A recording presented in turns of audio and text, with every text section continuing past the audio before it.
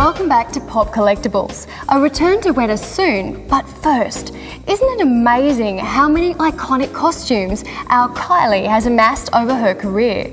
So much so that they now tour the country as part of an Aussie iconic display. Let's take a look. I'm here with Janine Brand at Kylie, an exhibition.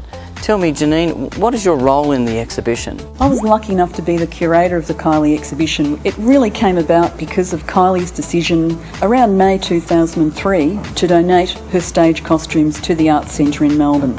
And of course, getting a phone call like that is every curator's dream. And over several months we received boxes of costumes from London and Melbourne, and we realised very early on that this material was very significant and that we wanted to curate it and put together an exhibition. One of the wonderful objects on display from Kylie's early career are those Charlene overalls. And what we found when the exhibition was in Melbourne, that Kylie's fans loved seeing those again. Kylie's worked with so many designers throughout her career. In fact, I'm sure viewers will be interested to know that in the early days of Kylie's career, when she was working on television and as Charlene in Neighbours, Kylie actually designed and made her own costumes.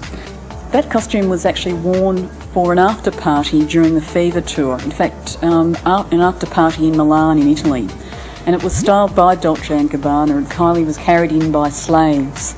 People are fascinated by those gold hot pants. They are the real hot pants from spinning around. At every venue the exhibition has toured to, whether it's in Melbourne or Brisbane, Sydney or Canberra, people just want to see those gold hot pants. I think the spinning around video was such a fantastic, fun video that people want to see the real thing. One of the famous costumes from Can't Get You Out of My Head is the white jersey jumpsuit. In that video, when Kylie put it on, it was transformed into something quite amazing and stunning.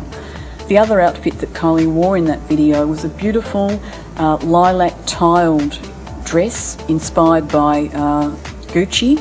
Kylie's collection is in a public collection, and our job is to make sure that this material is preserved for future generations. So in 50 years' time, they'll be able to come to our collection and look at these objects.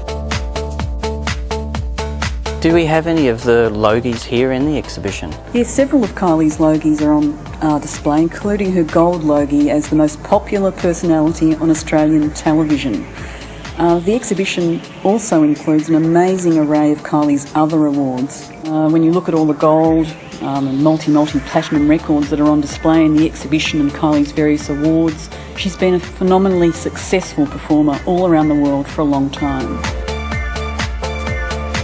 Is there ever a chance collectors will be able to own their own piece of Kylie? I'm afraid I'm going to have to disappoint all the collectors watching, because the Kylie Minogue collection is part of a public collection from the Arts Centre in Melbourne. Janine Brand, curator of Kylie, an exhibition, thank you.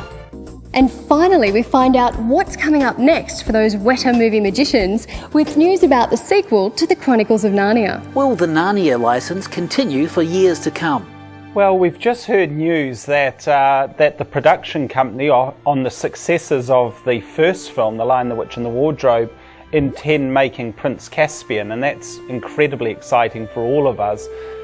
We obviously hope that we are invited to work on the second film. Nothing would please me more, other than maybe making The Hobbit would be possibly up there if that could ever happen. But the chance of working on the second film of Narnia would be amazingly cool, and in turn hopefully we'd be invited to continue on with our Collectibles line. How many pieces in the Narnia collection? For the Narnia line we've made 9 pieces. They're here behind me, some bookends once again. People love the bookends that we did on Lord of the Rings, and that really instigated us to do more for both Kong and Narnia.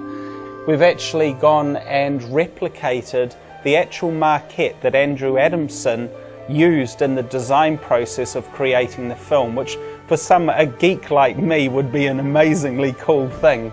And then these other very beautiful signature pieces. How do you recommend to a collector how to keep these detailed masterpieces in pristine condition? Well, the best way to preserve them for forever is to put them inside a sealed cabinet where little children's fingers can't get to them. They're not play objects at the end of the day. But if they do get dust on them, as these do, our workshop's quite a dusty place, then I go in with a very soft feather duster and actually just give them a dust off once a year, take them all out, put them on the table and actually get an air duster with a compressor and dust them off. What's your schedule of releases? Every 3 to 6 months? Well, probably about every 6 months. They, by their very nature, because they are taking so long to do, it's interesting to note. Character like Miss Piggy there looks very, very simple. She actually took 18 weeks to sculpt. And you've just moved into the latest Zorro film. We have. I was, we're overwhelmed. We're doing Kong, we're doing Narnia.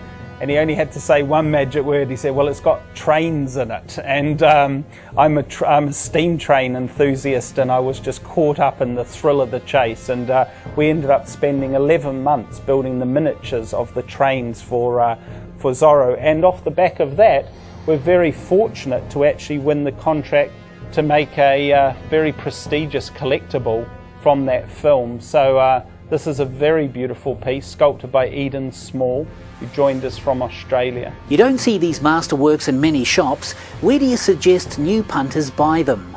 Well, the best place to discover the range of pieces that we've made and to purchase them is really on our website. It's wetanz.com. It's easy to find, and there is the full spread of beautiful pieces that have been done. It's like a fun playground here for big kids. How does it feel coming to work each day? Well, I can't be thankful enough. Ultimately, you get to come to work and play with your train set every day, but all your mates come along every day to play with it with you, and that's a cool place to be. And I'm very thankful for what we've managed to put together here.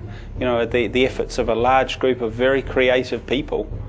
Director of the Weta Collection of Companies, Richard Taylor, thanks for inviting us into your playground. It's been remarkable. Well, cheers to you, DJ. All the best. Thank you. Cheers to everyone. Don't forget to drop us a line if you'd like to show off your collection. But thanks for being here this week, and join us next time as we uncover more great collections of Battlestar Galactica, train sets, comics, and even someone who's nuts about Michael Jackson. If it's pop culture, we want to see it on Pop Collectibles. Bye for now.